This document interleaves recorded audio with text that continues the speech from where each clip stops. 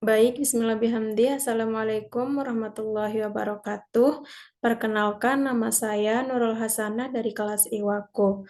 Pada kesempatan kali ini, saya akan mempresentasikan hasil ujian praktik pada AI Domain Natural Language Processing atau NLP dengan judul Perbandingan Akurasi Algoritma Naive Bayes dan Logistic Regression pada Sentimen Analisis Twitter terhadap tayangan televisi. Selanjutnya, presentation agenda. Yang pertama, saya akan menjelaskan tentang latar belakang, tujuan masalah, dan urgensi. Yang kedua, dataset yang digunakan. Yang ketiga, pre-processing data. Yang keempat, ekstraksi fitur. Yang kelima, model yang digunakan. Yang keenam, performa model yang dihasilkan. Dan yang terakhir, kesimpulan. Selanjutnya saya akan menjelaskan tentang latar belakang masalah. Televisi merupakan salah satu media elektronik yang menjadi hiburan dan sumber informasi melalui acara televisi yang ditayangkan. Dalam tayangan televisi tersebut terdapat beberapa penilaian berdasarkan opini yang diberikan oleh masyarakat melalui media sosial Twitter. Penilaian tersebut memiliki sentimen yang positif maupun negatif. Oleh karena itu, dalam ujian praktik ini saya melakukan perbandingan dengan menggunakan algoritma multinomial Naive Bayes dan logistic regression untuk menghasilkan persentase akurasi yang lebih baik. Selanjutnya, pada tahap tujuan dan urgensi, tujuan dari latar belakang masalah tersebut untuk melakukan perbandingan dengan menggunakan algoritma multinomial Naive Bayes dan logistic regression untuk memprediksikan persentase akurasi yang baik pada sentimen opini masyarakat mengenai tayangan televisi yang bernilai negatif atau positif. Selanjutnya, dataset yang digunakan. Dataset yang digunakan adalah dataset tweet sentimen tayangan TV dengan format CSV yang bersumber dari GitHub yang terdiri dari 400 data. Jumlah sentimen negatif sebanyak 200 data dan sentimen positif sebanyak 200 data. Di dalam dataset ini terdapat fitur ID sentimen yang terdiri dari positif dan negatif, acara TV, jumlah retweet, dan teks tweet. Selanjutnya, pre-processing data. Pada pre-processing data ini terdapat beberapa tahap yaitu drop column, convert data label to numeric, case folding, word normalization, filtering atau stop word removal, dan stemming. Kemudian pada tahap drop column di sini dataset terdiri atas 5 kolom. Pada kasus analisis sentimen tayangan televisi hanya membutuhkan atribut sentimen sebagai label atau target dan atribut text tweet sebagai X. Kemudian convert data label to numeric. Yang pertama kita melakukan import library untuk melakukan convert data label to numeric, dan di sini untuk label satunya sebagai positif dan untuk label 0 sebagai negatif. Kemudian melakukan case folding. Melakukan case folding untuk memproses teks pre-processing dengan mengubah karakter pada data. Kemudian yaitu mengubah teks menjadi lowercase, menghapus URL, menghapus hashtag, menghapus username, menghapus angka, menghapus karakter tanda baca. Kemudian di sini kita melakukan raw sample menggunakan teks tweet pada data ke-68, sehingga di sini kita dapat melihat untuk hashtag, username, ya pada hashtag dan tanda baca dan angka itu dihilangkan. Kemudian word normalization.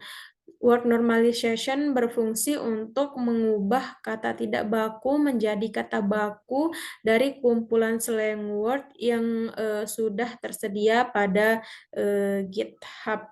Lalu kita dapat menampilkan kata baku dan tidak baku. Kemudian filtering atau stopword removal. Yang pertama, kita melakukan import library untuk melakukan stopword removal. Selanjutnya, kita dapat menampilkan panjang jumlah stopword Indonesia yang disediakan NLTK, di mana panjang jumlah stopword ini memiliki 758. Kemudian kita dapat melihat daftar stopword yang disediakan NLTK. Selanjutnya, menambahkan kata lain dalam stopword yang ingin dihilangkan, seperti ada kata AA, abang, yuk nih, deh, mas. Selanjutnya kita membuat fungsi untuk langkah stopword removal, sehingga kita dapat melihat bahwa pada stopword removal, kata yang dihilangkan berupa bisa, terus cara, kata suatu, dan masalah. Selanjutnya, pada tahap stemming. Stemming berfungsi untuk mengubah kata menjadi kata dasarnya. Yang pertama, kita import library terlebih dahulu. Selanjutnya, membuat fungsi untuk langkah stemming bahasa Indonesia. Selanjutnya, kita bisa lihat bahwa pada stemming, kata yang diubah menjadi kata dasarnya itu merupakan kata menambah menjadi tambah, kata wawasan menjadi wawas, kata belajar menjadi ajar, kata membicarakan menjadi bicara. Selanjutnya kita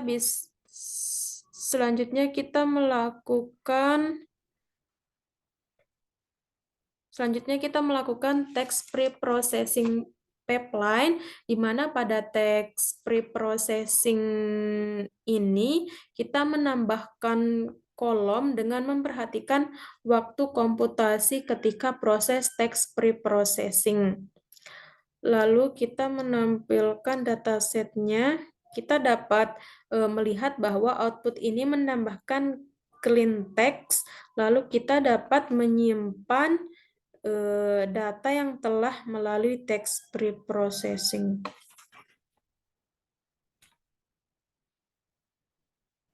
Kemudian ekstraksi fitur. Pada ekstraksi fitur ini terdapat 2 tahap, yaitu fitur extraction bow NTF-IDF dan feature selection chi-square. Selanjutnya, pada tahap feature extraction back of word n-gram berfungsi untuk memproses teks menjadi vektor menggunakan metode bow dengan n-gram range 1,1 yang menghasilkan 1068 jumlah fitur, kemudian melihat fitur-fitur dalam korpus dan matriks jumlah fitur.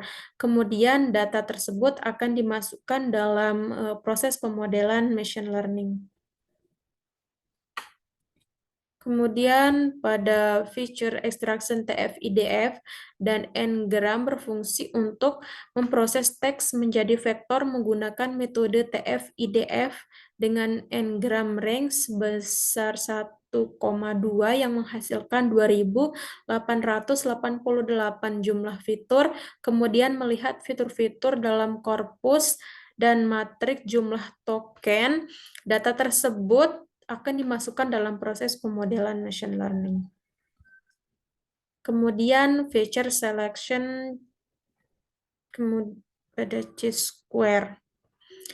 Feature selection chi-square berfungsi untuk menyeleksi fitur dengan menggunakan fungsi xkbase feature k yang digunakan sebesar 800, sehingga dari 2.888 fitur menjadi 800 fitur.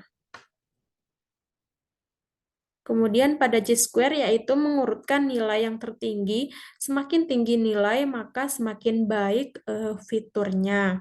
Dan di sini kita dapat melihat bahwa fitur beserta nilainya. Dan di sini kita mengurutkan fitur terbaik, dan untuk fitur terbaiknya itu terdapat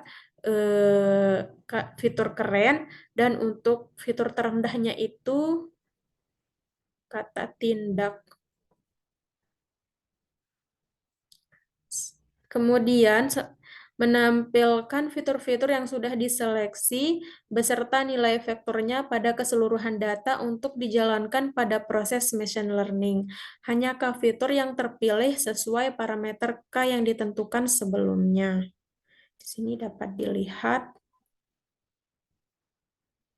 Dan untuk pada tahap selanjutnya, model yang digunakan, di sini saya menggunakan algoritma multinomial naive Bayes dan logistic regression sebagai perbandingan. Melakukan training model dengan menggunakan random state sebesar 21 dan test size sebesar 0,2. Dan di sini dapat kita lihat yaitu hasil prediksi dari label dari model multinomial naive Bayes dengan array, yaitu untuk 1 ini merupakan positif dan untuk 0 ini merupakan negatif. Dan juga kita bisa lihat untuk hasil prediksi label dari model logistic regression di sini, yaitu di sini untuk hasilnya, dan untuk 0 ini negatif dan 1 ini untuk positif.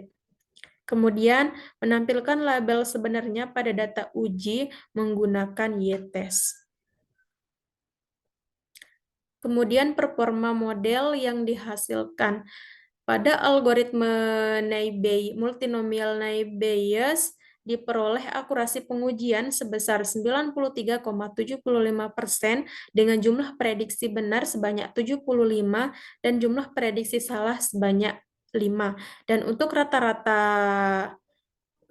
akurasi step split di sini terdapat 0,85, 0,925, dan di sini dapat dan seterusnya. Dan untuk rata-rata akurasi pada cross validation yaitu sebesar 0,88. Pada algoritma logistic regression diperoleh akurasi pengujian sebesar 90,0% dengan jumlah prediksi benar sebanyak 72 dan jumlah prediksi salah sebanyak 8. Dan untuk rata-rata akurasi pada cross validation-nya sebesar 0,81. Kemudian kesimpulan.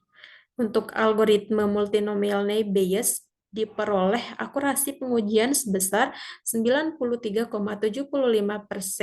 rata-rata akurasi pada cross validation sebesar 0,88, dan untuk algoritma logistic regression diperoleh akurasi pengujian sebesar 90,0%, dan untuk rata-rata akurasi pada cross validation sebesar 0,81.